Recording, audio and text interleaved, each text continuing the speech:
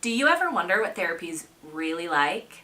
Hi, I'm Dr. Carly LeBaron, and I'm a licensed marriage and family therapist, and I'm here to pass on my knowledge of mental, emotional, and relational health from my therapy couch to your couch at home.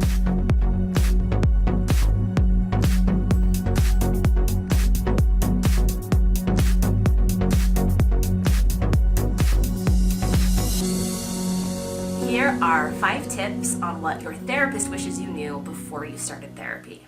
All right, tip number 1. Therapy is not a quick fix. We live in a culture where we expect to get everything that we want really quickly. I know I'm not the only one out there who gets really frustrated if it takes more than 10 to 15 seconds for my webpage to load. We expect to get what we want pretty quickly, but therapy just does not work that way. Therapy is a process, not a product. It's an investment of time, energy, and effort from both you and your therapist. You have to give it enough time in order for it to work. But when you give it enough time, the results can be incredible. My clients are always really eager to get better faster, and I'm eager for that to happen for them too. But usually within 3 to 4 sessions, if things haven't significantly changed, they start to wonder, what is it that I'm doing wrong, or they're doing wrong, or that we're doing wrong together? But I always have to remind my clients, and sometimes myself, that it took more than 3 or 4 hours for your problems to develop in the first place. So it's going to take more than 3 or 4 hours to get better. Give it the time that it takes. You just have to remember to have patience with the process. Just like any other skill that you've ever learned, it's going to take time and practice and a lot of really intense thought in order to get things to change for you in the long run. You have to trust that your therapist has a plan, even if they haven't lined it out for you. Remember, your therapist went to school and does continuing education and works really hard to have the skills necessary and to understand the theories of therapy to help you change. So even though you don't feel like you're getting what you want as soon as you want it, know that your therapist has a plan for you and they're doing the absolute best they can to help you change your life. Tip number 2, the harder you work outside of therapy, the faster you get better. Therapy is an investment, not just an investment in money, but it's also an investment in time.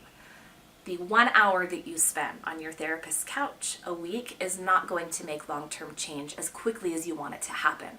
So make sure you're exerting the effort outside of therapy to match the effort that you're putting into therapy.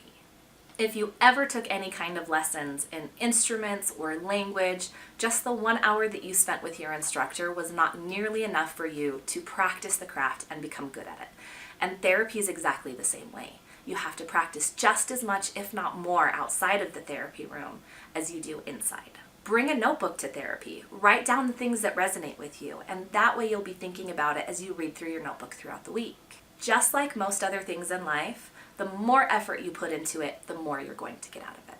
So number 3 of what we therapists wish you knew about therapy is we're not all med peddlers. One of the first questions that I get from my clients when they come to therapy is, am I going to put them on medication? And that's not always the best solution for whatever it is you're facing. I like to say that I'm not pro-med, I'm not anti-medication, I'm pro what works. And for some people, medication works great. For other people, it kind of breaks even. And for even more people, medication's just not the right answer for them. When medication works, it can work great. It can be life-changing for some people. But we've got other solutions that we can try before we start talking about medication if it's something that you don't want to get into. I like to use the biopsychosocial model of therapy. There's a biological component, a psychological component, and a social and relational component to all mental health issues. We typically will treat the psychological and social or relational part in therapy, and oftentimes we'll treat the biological portion with medication, but that's just one option. If medication isn't what you want to try, then there are other options to treat the biological portion of your mental health issue, like changing your diet, or getting better sleep, or putting in a little bit more exercise throughout your week to change some of the things that are going on in your body. Whatever you decide to do, we know that the biopsychosocial parts of us are all interconnected. So even if it starts just biologically, it's eventually going to work its way into your psychology and into your relationships. And the same is true of the other.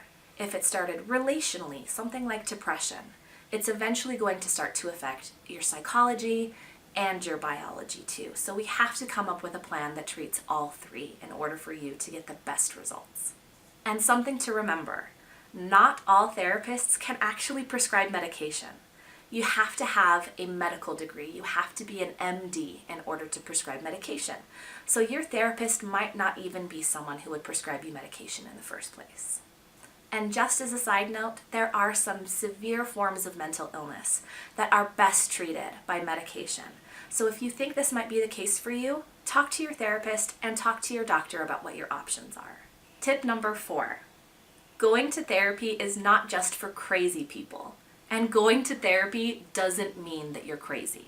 I hear this misconception a lot, that it takes a lot for people to get into therapy because they think it's just for crazy people. But most of my clients are normal, average, everyday people just like you. They come to therapy not because they're crazy, but because they're stuck. And that is what therapy is for, getting unstuck. Just like you would go to your regular doctor if something was wrong with your body physically, going to therapy is going for something that's mentally or emotionally or relationally stuck and you don't know how to deal with by yourself. Everyone is going to need therapy at some point in their life because life can just be hard. And it's nice to get a professional, third-party account of what's going on and help you get unstuck and moving again in your life. I like to think about it like your car getting stuck in the snow. It's not broken, it still runs. You just need someone to help you push it out, give you some tools to get unstuck, and maybe a little momentum, and then you can go just fine on your own. Therapy is not just for crazy people. Tip number 5, it's not my job to fix you. I've literally had clients say to me, "Fix me," but I can't because you're not broken. Remember, you're just stuck, and it's my job to help you get unstuck, but you have to put in the work too. My job is to give you the tools that you need, another perspective, and a safe and non-judgmental place where you can get better. And even if I could magically wave a wand and make you better, I don't think I would. Just like the hatching chick or the butterfly that's coming out of its cocoon, the strength comes from the struggle.